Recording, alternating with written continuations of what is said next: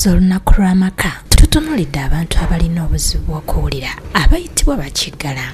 Bano bambi wadde nga baba tebawulira naye babeera balaba era nga n'abamu teboogera. Nabwe kityo leero tutunuulidde okusoomoozebwa amaka agalimu abaana nga bano kwe gasanga okubakuza.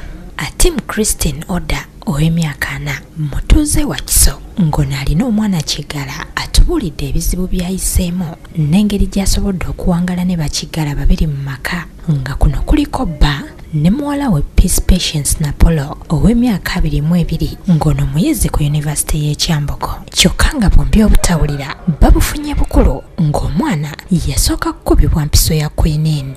The dad was also hard, before was hard of hearing, and as they tried to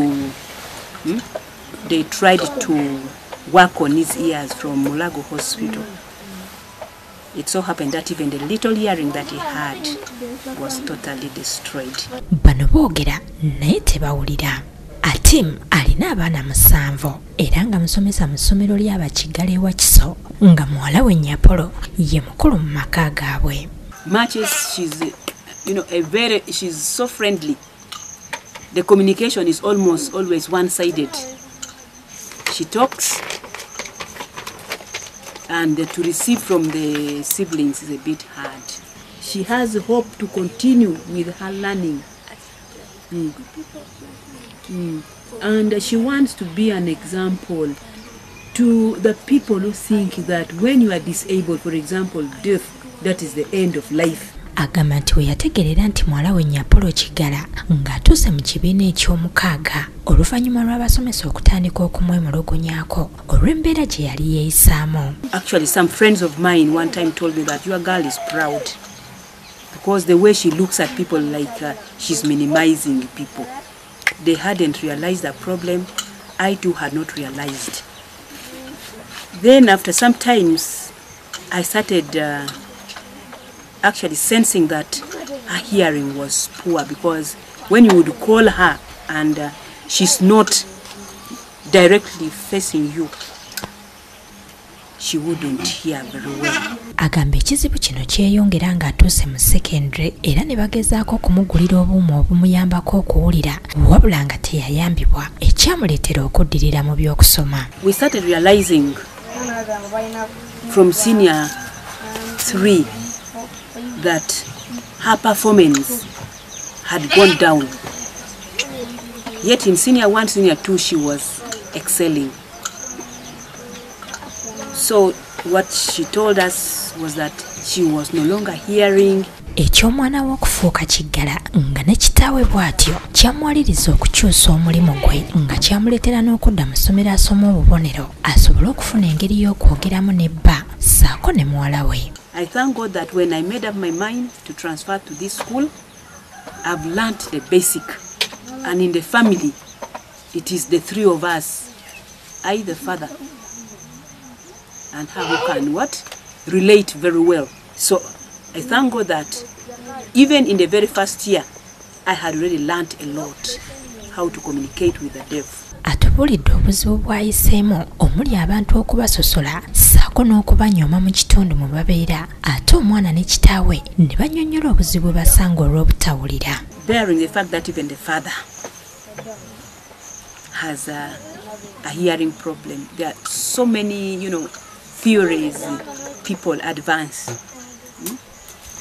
Others are like there could be some demonic influence in the family. The majority got nothing.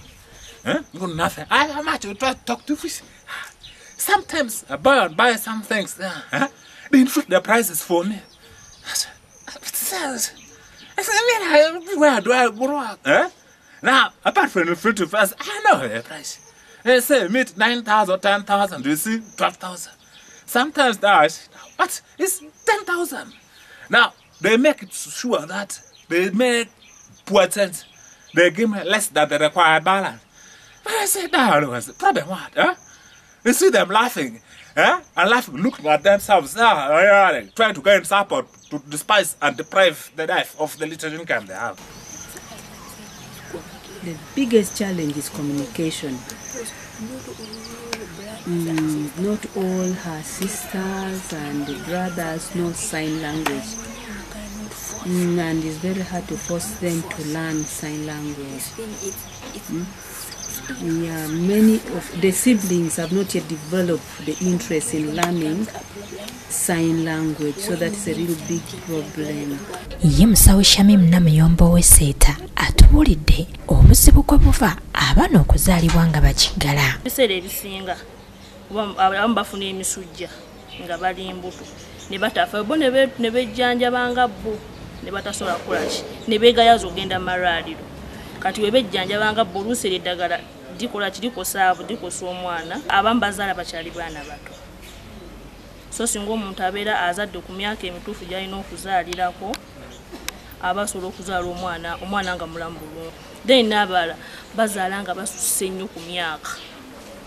Kuliko abazaala natandika okuzaala nga ali mu myaka 4 tomusuubira kuzaala mwana nga mulamu bulungi. Ate omubaka akiikirira abantu abaliko obulemu mu Parliament Alex Des agamba nti gavumenti erina enteekateeka ey'okuyamba bakiggala nga bw'annyonnyola. Etteeka erisooka ye constitution eya Uganda yasobola okuteekamu omuwaatwa ogwa sign language kakati akkirizibwa okukozesa nga ezimu ku nnimi ezirina okukozesebwa mu Uganda. Waliwo n'ekitongole mwegattira abantu abatawulira mu Uganda ekiyitibwa Uganda National Association for the Deaf and Blind nga kino kikulirwa Ambrose Mulangira. Mulangira agamba bagezezaako nnyo okuwooyawooya abaana nga bano okubatwala mu masomero baleme kwekubagiza nabo basobole okubeera n'ebiseera eby'omu maaso nga bitangaavu. Alina ogezaako okulaba nti n'emisomo ba courses ze babawa ez'enjawulo okusoma nazo zibeera nga zibayamba. Era tufuba nnyo n'okulaba nga tugezaako n'okukisa ku masomero nti abaana bano bakiggala bwe baba bamaze okusoma bafuna ate bwakadde ak'enjawulo we basobola okufuna classes ez'enjawulo basobola okusoma ogezaako okwejjukanya bye balina. Abaana bakiggala bwe babuddaabudibwa batwalibwa mu masomero kyokka nga n'abasomesa bye babamanyiiko okusoomoozebwa kwe basanga bakutottola bwe bati. Kitukaluubiriza olumu sayini ze tukozesa ate pepa bwejja eba mu Luzungu lwennyini. Pepa eyo eba y'emu n'ey'abali abawulira naye ng'ate bw'oba osomesa okozesa sayinsi.